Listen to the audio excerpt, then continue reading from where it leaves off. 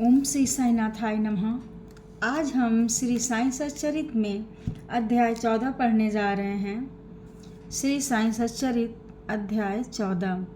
नांदेड़ के रतन जी वाडिया, संत मौला साहेब, दक्षिणा मीमांसा, गणपतराव बोडस, श्रीमती तड़खड़, दक्षिणा का मर्म। श्री साईं बाबा के वचनों और कृपा द्वारा किस प्रकार असाध्य रोग भी निर्मूल हो गए, इसका वर्णन पिछले अध्याय में किया जा चुका है। अब बाबा ने किस प्रकार रतन जी वाडिया को अनुग्रहित किया तथा किस प्रकार उन्हें पुत्र रत्न की प्राप्ति हुई, इसका वर्णन इस अध्याय में होगा। इस संत की जीवनी सर्व प्रकार से प्राकृतिक और मधुर है। उनके अन्य कार्य भी जैसे भोजन, चलना फिरना तथा स्वाभाविक अमृतोपदेश बड़े ही मधुर हैं। वे आनंद के अवतार हैं। इस परमानंद का उन्होंने अपने भक्तों को भी रसास्वादन कराया और इसलिए उन्हें उनकी चिर स्मृति बनी रही। भिन्न भिन्न प्रकार के कर्म और कर्तव्यों की उनके कथाएं भक्तों को उनके द्वारा प्राप्त हुई, जिससे वे सत्य मार्ग का अवलंबन कर सकें। बाबा की सदैव यही इच्छा थी कि लोग संसार में सुखी जीवन व्यतीत करें और वे सदैव जागरूक रहकर अपने जीवन का परम लक्ष्य आत्मानुभूति या ईश्वर दर्शन अवश्य प्राप्त करें। पिछले जन्मों के शुभ कर्मों के फलस्वरूप ही यह देह प्राप्त है और उसकी सार्थकता तभी है जब उसकी सहायता से हम इस जीवन में भक्ति और मोक्ष प्राप्त कर सकें। हमें अपने अंत और जीवन के लक्ष्य के हेतु सदैव सावधान तथा तत्पर रहना चाहिए। यदि तुम नित्य श्री साईं की लीलाओं का श्रवण करोगे तो तुम्हें उनका सदैव दर्शन होता रहेगा। दिन रात उनका हृदय में स्मरण करते रहो। इस प्रकार आचरण करने से मन की चंचलता शीघ्र नष्ट हो जाएगी। यदि इसका निरंतर अभ्यास किया गया तो तुम्हें चैतन्य घन से अभिन्नता प्राप्त हो जाएगी। नांदेड़ के रतन जी।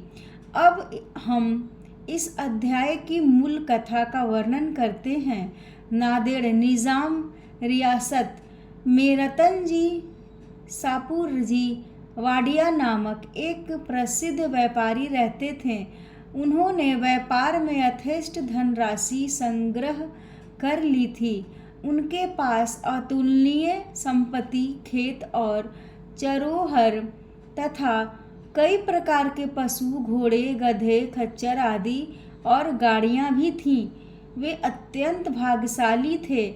यद्यपि बाह्य दृष्टि से वे अधिक सुखी और संतुष्ट प्रतीत होते थे, परंतु यथार्थ में वे वैसे न थे। विधाता की रचना कुछ ऐसी विचित्र है कि इस संसार में पूर्ण सुखी कोई नहीं और धनाढ्य रतन जी भी इसके अपवाद न थे। वे परोपकारी तथा दानशील थे। वे दीनों को भोजन और वस्त्र वितरण करते तथा सभी लोगों की अनेक प्रकार से सहायता किया करते थे। उन्हें लोग अत्यंत सुखी समझते थे, किंतु दीर्घ काल तक संतान न होने के कारण उनके हृदय में दुख अधिक था। जिस प्रकार प्रेम तथा भक्ति रहित कीर्तन, वाद रहित संगीत, यज्ञोपवीत रहित ब्राह्मण, व्यवहारिक ज्ञान रहित कलाकार, पश्चाताप रहित तीर्थयात्रा और कंठमाला, मंगलसूत्र रहित अलंकार उत्तम प्रतीत नहीं होते, उसी प्रकार संतान रहित गृहस्थ का घर भी सूना ही रहता है। रतन जी सदैव इसी चिंता में निमग्न रहते थे। वे मन ही मन कहते, क्या ईश्वर की मुझ पर कभी दया न होगी? क्या मुझे कभी पुत्र की प्राप्ति नहीं होगी? इसके लिए वे सदैव उदास रहते थे। उन्हें भोजन से भी अरुचि हो गई।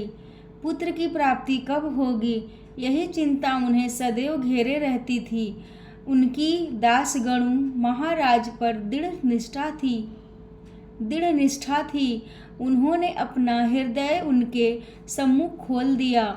तब उन्होंने श्री साईं समर्थ की शरण जाने और उनसे संतान प्राप्ति के लिए प्रार्थना करने का परामर्श दिया। रतन जी को भी यह विचार रुचिकर प्रतीत हुआ और उन्होंने शिरडी जाने का निश्चय किया। कुछ दिनों उपरांत वे शिरडी आए और बाबा के दर्शन कर उनके चरणों पर गिरे। उन्होंने एक सुंदर हार बाबा को पहनाकर बहुत से फल फूल भेंट किए। तत्पश्चात आदर सहित बाबा के पास बैठकर इस प्रकार प्रार्थना करने लगे, अनेक आपत्तिग्रस्त लोग आपके पास आते हैं और आप उनके कष्ट तुरंत दूर कर देते हैं। यही कीर्ति सुनकर मैं भी बड़ी आशा से आपके श्री चरणों में आया हूँ। मुझे बड़ा भरोसा हो गया है, कृपया मुझे निराश न कीजिए। श्री साईं बाबा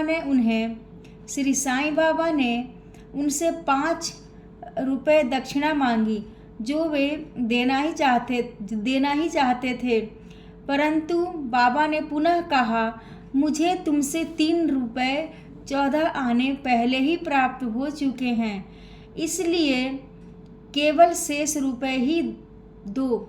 यह सुनकर रतन जी असमंजस में पड़ गए। बाबा के कथन का अभिप्राय उनकी समझ में न आया। वे सोचने लगे कि यह शिरडी आने का मेरा प्रथम ही अवसर है और यह बड़े आश्चर्य की बात है कि इन्हें 3 रुपए 14 आने पहले प्राप्त हो चुके हैं। वे यह पहेली हल न कर सके।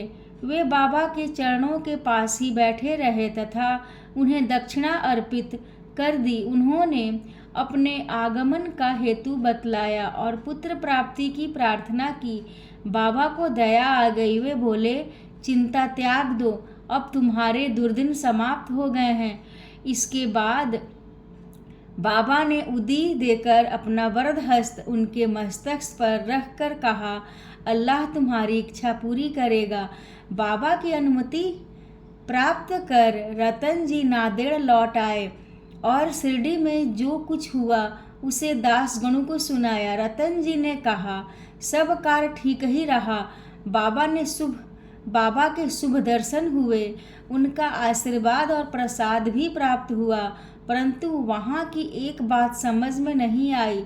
वहाँ पर बाबा ने कहा था कि मुझे 3 रुपए 14 आने पहले ही प्राप्त हो चुके हैं। कृपया समझाइए कि इसका क्या अर्थ है। इससे पूर्व मैं शिरडी कभी नहीं गया, फिर बाबा को वे रुपए कैसे प्राप्त हो गए जिसका उन्होंने उल्लेख किया। दासगणों के लिए भी यह एक पहेली ही थी। बहुत दिनों तक वे इस पर विचार करते रहे।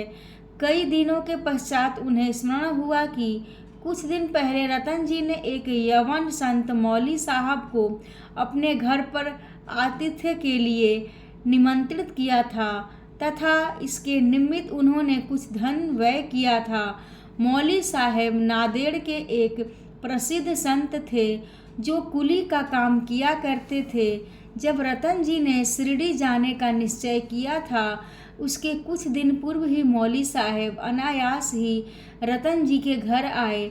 रतन जी उनसे अच्छी तरह परिचित थे तथा उनसे प्रेम करते थे, इसलिए उनके सत्कार में उन्होंने एक छोटे से जलपान की व्यवस्था भी की थी।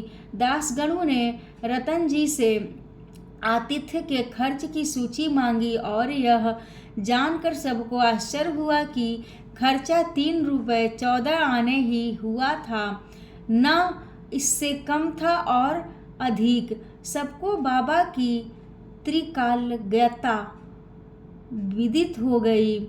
यद्यपि वे शिरडी में विराजमान थे, परंतु शिरडी के बाहर क्या हो रहा है इसका उन्हें पूरा ज्ञान था। अर्थात में बाबा भूत भविष्य और वर्तमान के पूर्ण ज्ञाता और प्रत्येक आत्मा तथा हृदय के साथ समृद्ध थे। अन्यथा मौली साहेब के स्वागतार्थ खर्च की गई रकम बाबा को कैसे विदित हो सकती थी। रतन जी इस उत्तर से संतुष्ट हो गए और उनकी साईं चरणों में प्रगाढ़ प्रीति हो गई। उपयुक्त समय पर उनके यहाँ एक पुत्र का जन्म हुआ, जिससे उनके हर्ष का परावार न रहा। कहते हैं कि उनके यहाँ 12 संतानें हुई, जिनमें से केवल 4 शेष रही। इस अध्याय के नीचे लिखा है कि बाबा ने राव बहादुर हरि विनायक साठे को उसकी पहली पत्नी की मृत्यु के पश्चात दूसरा विवाह करने पर पुत्र रत्न की प्राप्ति बतलाई। राव बहादुर साठे ने द्वितीय विवाह किया। प्रथम 2 कन्याएं हुई, जिससे वे बड़े निराश हुए, परंतु तृतीय बार पुत्र प्राप्त हुआ। इस तरह बाबा के वचन सत्य निकले और वे संतुष्ट हो गए। दक्षिणा मीमांसा। दक्षिणा के संबंध में कुछ अन्य बातों का निरूपण कर हम यह अध्याय समाप्त करेंगे। यह तो विदित ही है कि जो लोग बाबा के दर्शन को आते थे, उनसे बाबा दक्षिणा लिया करते थे। यहाँ किसी को भी शंका उत्पन्न हो सकती है कि जब बाबा फकीर और पूर्ण विरक्त थे, तो क्या उनका इस प्रकार दक्षिणा ग्रहण करना और कांचन को महत्व देना उचित था। अब इस प्रश्न पर हम विस्तृत रूप से विचार करेंगे। बहुत काल तक बाबा भक्तों से कुछ भी स्वीकार नहीं करते थे। वे जली हुई दिया सलाइयाँ एकत्रित कर अपनी जेब में भर लेते थे, चाहे भक्त हो या और कोई। वे कभी किसी से कुछ भी नहीं मांगते थे। यदि किसी ने उनके सामने 1 पैसा रख दिया, तो वे उसे स्वीकार करके उससे तंबाकू अथवा तेल आदि खरीद लिया करते थे। वे प्रायः बीड़ी या चिलम पिया करते थे। कुछ लोगों ने सोचा कि बिना कुछ भेंट किए संतों के दर्शन उचित नहीं है, इसलिए वे बाबा के सामने पैसे रखने लगे। यदि 1 पैसा होता तो वे उसे जेब में रख लेते हैं, और यदि 2 पैसे हुए तो तुरंत उसमें से 1 पैसा वापस कर देते थे। जब बाबा की कीर्ति दूर दूर तक फैली और लोगों के झुंड बाबा के दर्शनार्थ आने लगे, तब काका ने उनसे दक्षिणा लेना आरंभ कर दिया। श्रुति कहती है कि स्वर्ण मुद्रा के अभाव में भगवत पूजन भी अपूर्ण है। अतः जब ईश्वर पूजन में मुद्रा आवश्यक है, तो फिर संत पूजन में क्यों न हो। इसलिए शास्त्रों में कहा है कि ईश्वर, राजा, संत या गुरु के दर्शन अपनी सामर्थ्य अनुसार बिना कुछ अर्पण किए कभी न करना चाहिए। उन्हें क्या भेंट दी जाए, अधिकतर मुद्रा या धन, इस संबंध में उपनिषदों में वर्णित नियमों का अवलोकन करें। बृहदारण्यक उपनिषद में बताया गया है कि दक्ष प्रजापति ने देवता, मनुष्य और राक्षसों के सामने एक अक्षर द का उच्चारण किया। देवताओं ने इसका अर्थ लगाया कि उन्हें दम अर्थात आत्मनियंत्रण का अभ्यास करना चाहिए। मनुष्यों ने समझा कि उन्हें दान का अभ्यास करना चाहिए, तथा राक्षसों ने सोचा कि हमें दया का अभ्यास करना चाहिए। मनुष्यों को दान की सलाह दी गई है। तैत्तरीय उपनिषद में दान व अन्य सत्व गुणों को अभ्यास में लाने की बात कही गई है। दान के संबंध में लिखा है विश्वासपूर्वक दान करो, उसके बिना दान व्यर्थ है। उदार हृदय तथा विनम्र बनकर आदर और सहानुभूति पूर्वक दान करो। भक्तों को कांचन त्याग का पाठ पढ़ाने तथा उनकी आसक्ति दूर करने और चित्त शुद्ध कराने के लिए ही बाबा सबसे दक्षिणा लिया करते थे। परंतु उनकी एक विशेषता भी थी। बाबा कहा करते थे कि जो कुछ भी मैं स्वीकार करता हूँ, मुझे उसे 100 गुना से अधिक वापस करना पड़ता है। इसके अनेक प्रमाण हैं। पहला, एक घटना। श्री गणपतराव बोडस अपनी आत्मकथा में लिखते हैं कि बाबा के बार बार आग्रह करने पर उन्होंने अपने रुपयों की थैली उनके सामने उड़ेल दी। श्री बोडस लिखते हैं कि इसका परिणाम यह हुआ कि जीवन में फिर उन्हें धन का अभाव कभी न हुआ तथा प्रचुर मात्रा में लाभ ही होता रहा। इसका एक भिन्न अर्थ भी है। अनेकों बार बाबा ने किसी प्रकार की दक्षिणा स्वीकार भी नहीं की। इसके 2 उदाहरण हैं। बाबा ने प्रो.सी. के नारके से 15 रुपये दक्षिणा मांगी। वे प्रत्युत्तर में बोले कि मेरे पास तो 1 पाई नहीं है। तब बाबा ने कहा कि मैं जानता हूँ तुम्हारे पास कोई द्रव्य नहीं है, परंतु तुम योग वशिष्ठ का अध्ययन तो करते हो, उसमें से ही दक्षिणा दो। यहाँ दक्षिणा का अर्थ है पुस्तक से शिक्षा ग्रहण कर हृदयगम करना, जो कि बाबा का निवास स्थान है। एक दूसरी घटना में उन्होंने एक महिला श्रीमती R.A. तरखड़ से 6 रुपये दक्षिणा मांगी। महिला बहुत दुखी हुई क्योंकि उनके पास देने को कुछ भी न था।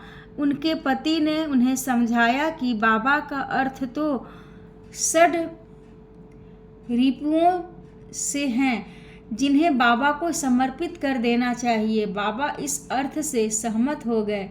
यह ध्यान देने योग्य है कि बाबा के पास दक्षिणा के रूप में बहुत सा द्रव्य एकत्रित हो जाता था। सब द्रव्य वे उसी दिन व्यय कर देते और दूसरे दिन फिर सदैव की भांति निर्धन बन जाते थे। जब उन्होंने महासमाधि ली तो 10 वर्ष तक हजारों रुपया दक्षिणा मिलने पर भी उनके पास स्वल्प राशि ही शेष थी। संक्षेप में दक्षिणा लेने का मुख्य ध्येय तो भक्तों को केवल शुद्धिकरण का पाठ ही सिखाना था। दक्षिणा का मर्म।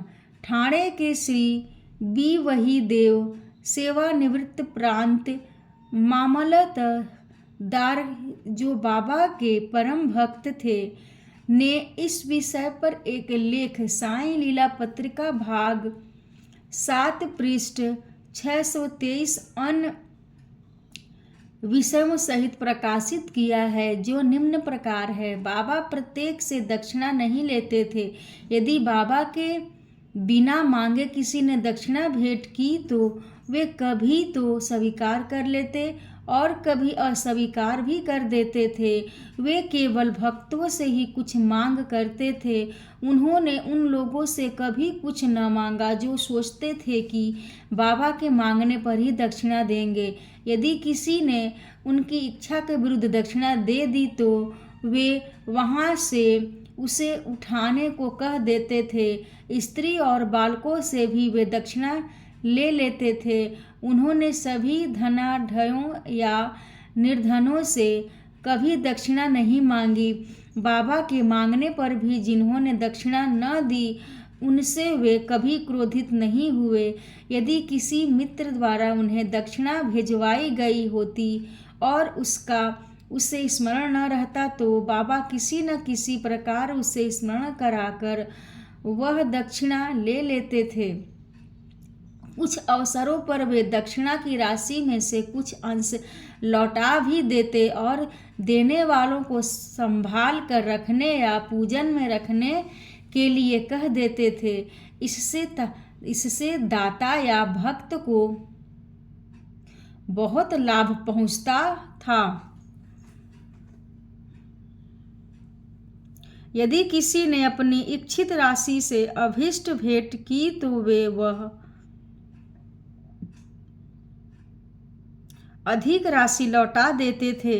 किसी से तो वे उसकी इच्छित राशि से भी अधिक मांग कर बैठते थे, और यदि उसके पास नहीं होती तो दूसरे से उधार लेने या दूसरे से मांगने को भी कहते थे। किसी से तो दिन में 3-4 बार दक्षिणा मांगा करते थे। दक्षिणा में एकत्रित राशि में से बाबा अपने लिए बहुत थोड़ा खर्च किया करते थे, जैसे चीलम पीने की तंबाकू और धूनी के लिए लकड़ियां मोल लेने के लिए आदि।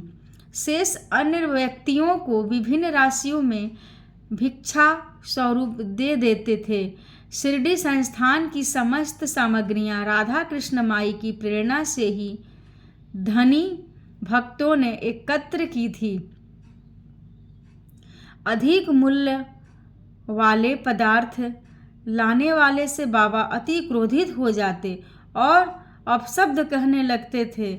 उन्होंने श्री नाना साहेब चांदोरकर से कहा कि मेरी संपत्ति केवल एक कॉपिन और टमरेल है। लोग बिना कारण ही मूल्यवान पदार्थ लाकर मुझे दुखित करते हैं। कामिनी और कांचन मार्ग में 2 मुख्य बाधाएं हैं और बाबा ने इसके लिए 2 पाठशालाएं खोली थीं, यथा दक्षिणा ग्रहण करना और राधा कृष्ण माई के यहाँ भेजना। इस बात की परीक्षा करने के लिए कि क्या उनके भक्तों ने इस आसक्तियों से छुटकारा पा लिया है या नहीं, इसलिए जब कोई आता तो वे उनसे दक्षिणा मांगते और उनसे साला में राधा कृष्ण माई के घर जाने को कहते। यदि वे इन परीक्षाओं में उत्तीर्ण हो गए, अर्थात यह सिद्ध हुआ कि वे कामिनी और कंचन की आसक्ति से विरक्त हैं, तो बाबा की कृपा और आशीर्वाद से उनकी आध्यात्मिक उन्नति निश्चित ही हो जाती थी। श्री देव ने गीता और उपनिषद से घटनाएं उद्धृत की है कि किसी तीर्थ स्थान में किसी पूज्य संत को दिया हुआ दान दाता को बहुत कल्याणकारी होता है। बाबा के भक्तों को शिरडी और शिरडी के प्रमुख देवता साईं बाबा से पवित्र और है ही क्या। श्री सद्गुरु साईनाथार्पणमस्तु। शुभम भवतु। ओम साई राम।